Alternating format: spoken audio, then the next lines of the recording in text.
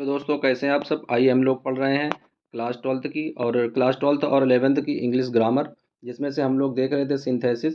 यानी सिंथेसिस के अंतर्गत हम लोग सिंपल सेंटेंस बना रहे थे।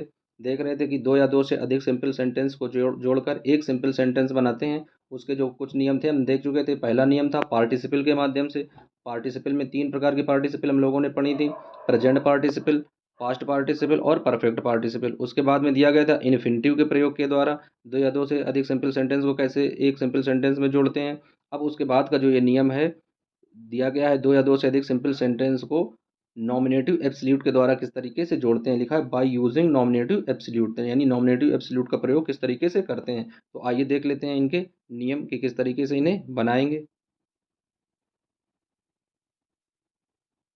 तो दिया गया है नॉमिनेटिव एब्सोल्यूट उस सब्जेक्ट, यानी नॉमिनेटिव एब्सोल्यूट उस कर्ता को कहते हैं जो वाक्य में स्वतंत्र रहता है। यानी कोई दो वाक्य दिए होते हैं जिसमें से एक वाक्य का कर्ता जो है वो स्वतंत्र रहता है, उसे बोलते हैं नॉमिनेटिव एब्सोल्यूट।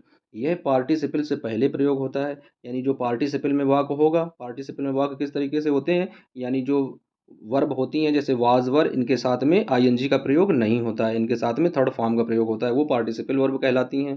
तो उसके पहले जो कोई कर्ता दिया होगा वो क्या होगा, फ्री होगा, यानी स्वतंत्र होगा, वो कहलाएगा नॉमिनेटिव एब्सोल्यूट।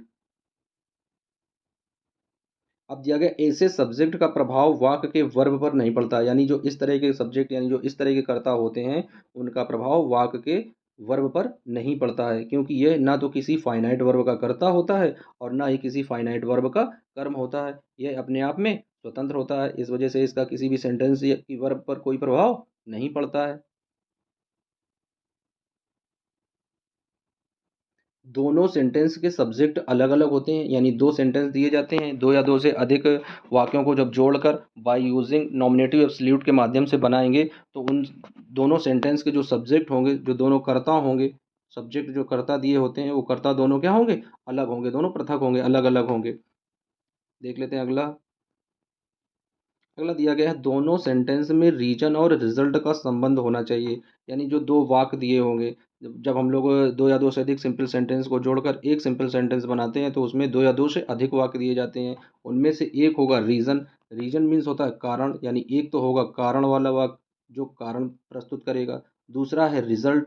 रिजल्ट का मतलब होता है परिणाम। जो दूसरा सेंटेंस होगा वो परिणामवाची होगा, वो परिणाम प्रदर्शित करेगा। तो इस तरीके से कारण और परिणाम दोनों एक दूसरे से संबंधित होंगे। दोनों सेंटेंस रीजन और रिजल्ट का संबंध स्थापित करेंगे।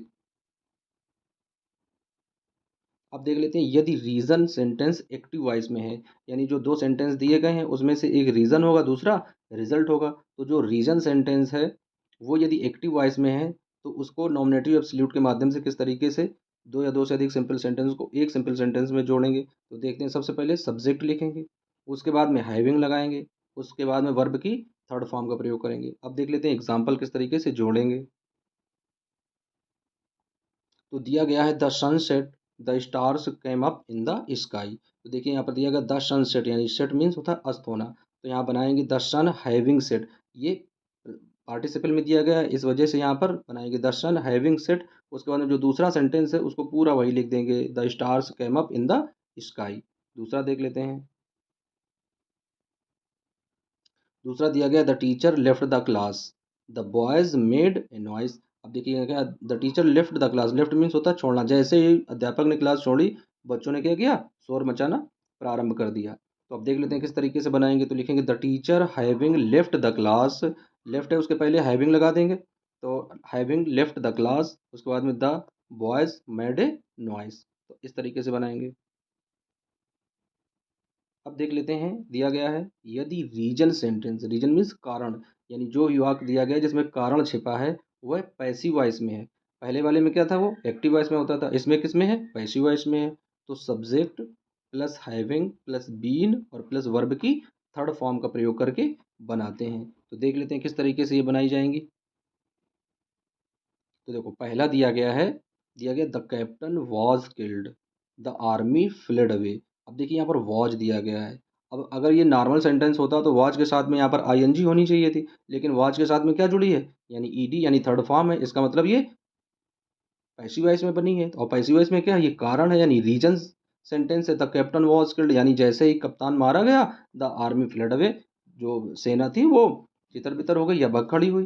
तो यहाँ पर ये कारण यानी रीज़न है, तो देख लेते हैं किस तरीके से बनाएंगे। The captain having been killed the army fled away, यानी जहाँ पर वाज लग जाएगा पैसिव वॉइस में होगी तो उसके साथ में क्या आ जाएगा, हैविंग और प्लस बीन, हैविंग बीन जोड़कर उसकी उसको एक सेंटेंस में बनाएंगे, जो दो सेंटेंस दिए जाते हैं। अब अगला देख लेते हैं।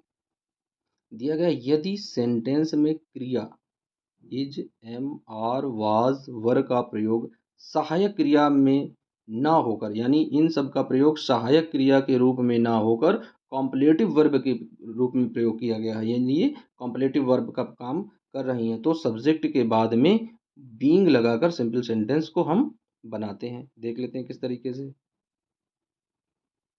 देखो दिया गया द ट्रेन वॉज लेट। अब क्या दिया गया, द ट्रेन वॉज लेट, यानी रेलगाड़ी देरी से थी। अब यहाँ पर जो वाज दिया गया है, अब वैसे वाज का अगर सहायक क्रिया के रूप में प्रयोग ना हुआ तो यहाँ पर क्या आईएनजी जुड़नी थी, लेकिन वाज जो है ये कंप्लीमेंट वर्ब बन गई यहाँ पे। तो द ट्रेन वॉज लेट, रेलगाड़ी देरी से थी। We could not reach our office in time, और मैं अपने ऑफिस में समय पर नहीं पहुंच सका। तो अब देख लेते हैं किस तरीके से बनाते हैं। तो the train being late we could not reach our office in time. तो इस तरीके से दो या दो से अधिक सिंपल सेंटेंस को जोड़कर बाय यूजिंग नॉमिनेटिव एब्सोल्यूट के माध्यम से इस तरीके से बनाते हैं। अगला देख लेते हैं। दिया गया द पिक्चर वॉज इंटरेस्टिंग, यानी द पिक्चर कोई तस्वीर है, वॉज इंटरेस्टिंग यानी कैसी है, मनोहर है, मनोहरक है, अच्छी लग रही है देखने में, इंटरेस्टिंग है।